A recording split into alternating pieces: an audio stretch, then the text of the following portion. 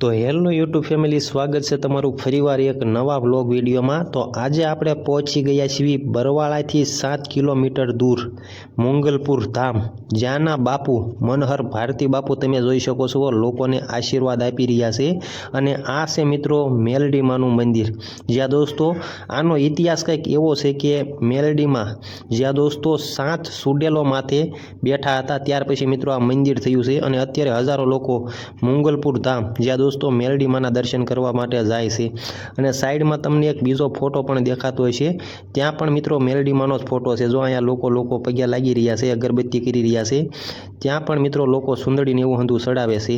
તો અહીંયા સાઈડમાં તમને ફોટા પણ દેખાતા છે, આ બધા ફોટા તમે જોવો છો ને, એ બધા લોકોની મનોકામના જ્યાં દોસ્તો મેલડીમાએ પૂરી કરી છે। કોકને દીકરા આપ્યા છે, કોકને લગ્ન ન થતા હોય તેના પણ ઘણા બધા લોકોના ફોટા અહીંયા જોવા મળી રહ્યા છે। અને હવે તમને હું અહીંથી બહાર લઈ જઈશ, બહારથી મેલડીમાનું મંદિર કેવું દેખાય છે એ પણ હું તમને દેખાડું। પણ આજે રવિવાર છે એટલે મિત્રો પબ્લિક ખૂબ છે, હજારો લોકો મિત્રો મંગલપુર ધામ દર્શન કરવા જાય છે।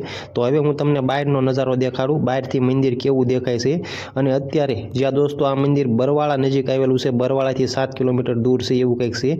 અહીંયા તમને 2 ત્રિશુલ દેખાતા છે, ત્યાર પછી ઉપર મેલડીમાની એક ધજા છે, એ પણ તમે જોઈ શકો છો।